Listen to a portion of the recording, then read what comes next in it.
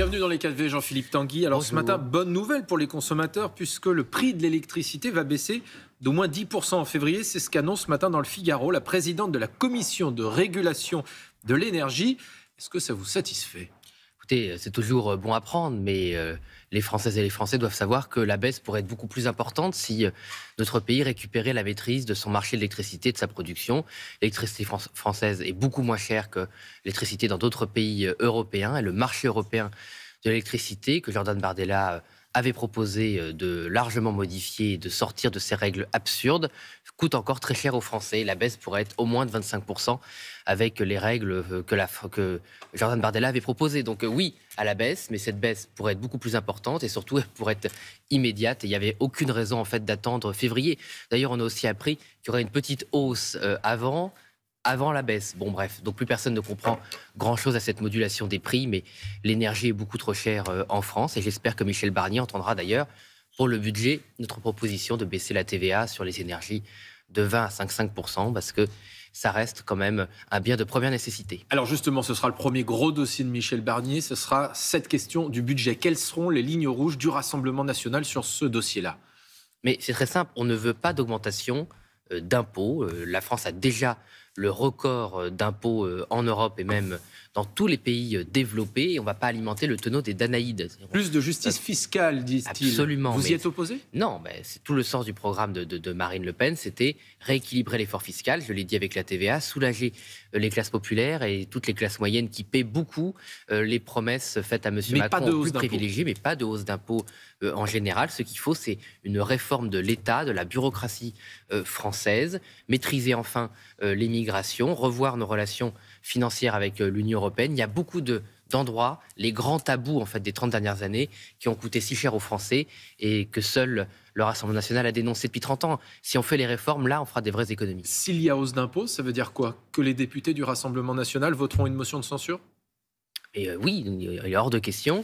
Et de toute façon, je pense que ça a déjà été compris, j'espère, par Michel Barnier, qu'on augmente les impôts. De toute façon, il paraît que même les Républicains l'ont dit à leurs propres membres, à savoir Michel Barnier. Et si donc vous êtes entendu... On est habitué à être trahi par les Républicains sur les impôts. Mais enfin là, j'espère qu'ils respecteront pour une fois leurs promesses. Si vous êtes entendu, vous pourriez voter ce budget ?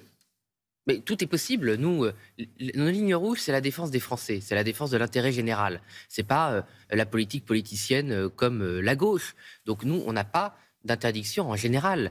Mais il faut que ce budget rompe avec deux dérives des 50 dernières années, c'est-à-dire tout ce contre quoi le Rassemblement national s'est battu. 50 ans de déficit. Ça fait 50 ans que tous les gouvernements, qu'ils soient de gauche, de droite, du centre, ont voté des budgets en déficit. Il faut une trajectoire de redressement sérieuse des finances publiques, une baisse de la pression fiscale sur les classes populaires et les classes moyennes, et relever les grands défis de demain, le contrôle de l'immigration, relever l'éducation. Mais toutes ces réformes ne demandent pas de dépenser de l'argent. C'est-à-dire aussi, depuis 50 ans, les gouvernements successifs pensent que dépenser de l'argent, c'est agir. Non, n'importe quelle personne est capable de faire des chèques à tout le monde.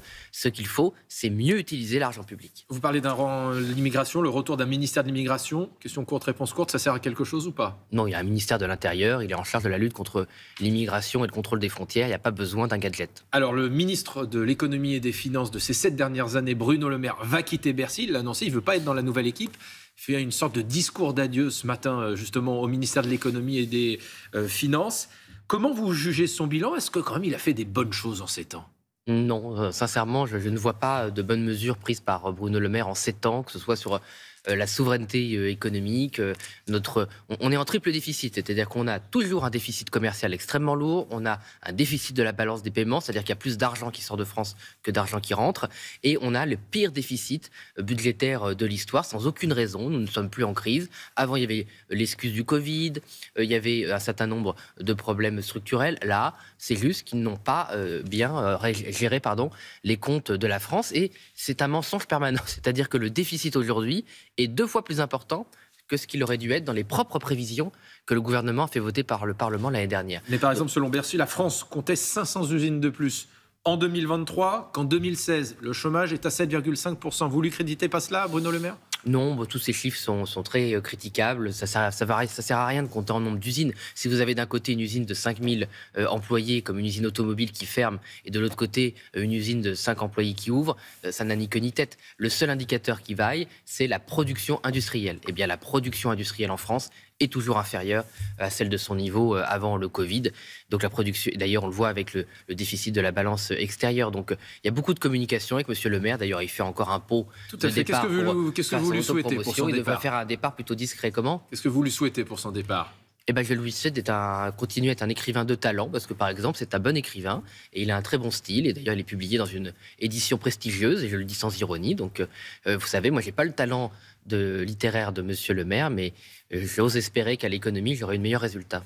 Alors, le Rassemblement national, justement, vous avez décidé de faire une sorte de grand ménage post-élection législative pour revoir un petit peu les candidats qui avaient posé problème, ce qui vous a peut-être coûté Matignon, où Jordan Bardella se voyait encore il y a quelques semaines. Vous avez journée parlementaire à Paris ce week-end. C'est quoi la priorité de ce grand ménage au Rassemblement national?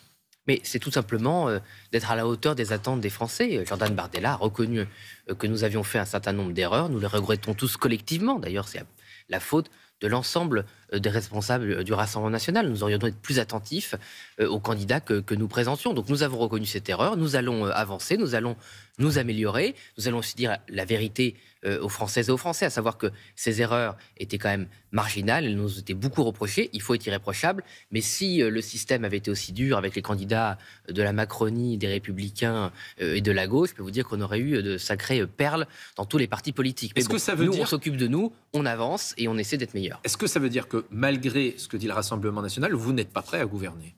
Oui, on est prêt, parce que les problèmes qu'il y a eu dans des circonscriptions qu'on ne pouvait pas gagner, mais ce n'est pas une raison. Voilà.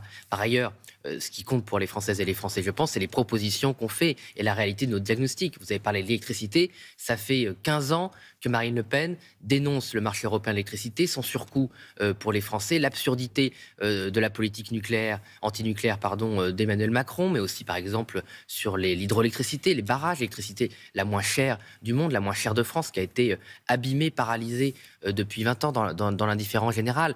Donc les propositions de gouvernement du Rassemblement national, non seulement étaient de bonnes propositions, mais plus le temps passe, plus on se rend compte qu'elles étaient pertinentes et qu'elles auraient permis d'éviter des catastrophes comme la hausse des factures contraintes des Françaises et des Français. Mais on pourrait parler aussi du niveau des salaires, vous parlez des députés de la sécurité. Et de leur formation. Il y en a quand même encore qui ont un certain problème, puisque selon le site d'investigation, par exemple Mediapart, vous avez une députée de 69 ans qui, depuis juin 2002, avait consacré en 2 ans de mandat plus de 10 000 € d'argent public à des dépenses personnelles.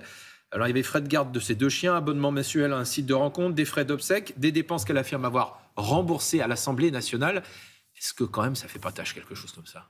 Elle a reconnu elle-même que c'était une erreur. Elle a remboursé avant que ça sorte dans la presse. Donc vous avez des forces politiques en dehors du Rassemblement national qui attendent toujours d'être débusquées par la presse pour agir. Nous, on a agi avant.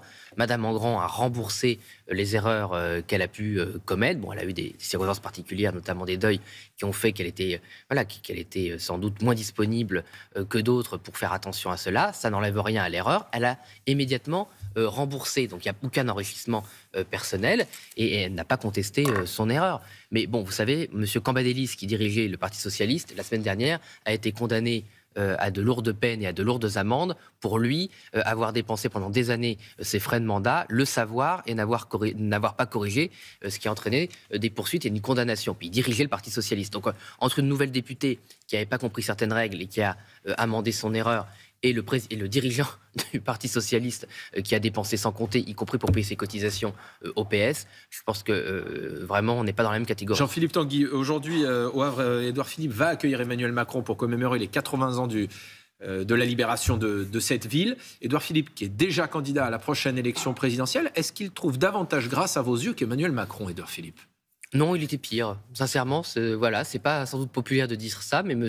Philippe était pire que M. Macron. C'est à cause de M. Philippe qu'on a eu la hausse complètement aberrante des taxes sur le carburant, le fioul et le gaz, le bois même, c'est-à-dire les énergies utilisées dans le monde rural et par les plus fragiles d'entre nous, qui avait mené à la crise des Gilets jaunes. C'est lui qui avait imposé les 80 km/h sur les routes sans aucune concertation. Bref, il veut faire travailler les gens jusqu'à 67 ans. Bref, c'est le pire du macronisme, c'est Édouard Philippe. les gens vont s'en rappeler sans doute en découvrant ce qu'il a à dire ou ce qu'il n'a pas à dire, puisqu'il est quand même déclaré sa candidature à la présidentielle en disant qu'il n'avait pas de programme. Ça lui fait un point commun avec l'Emmanuel Macron de 2017. Merci Jean-Philippe Tanguy d'être venu ce matin dans les 4V.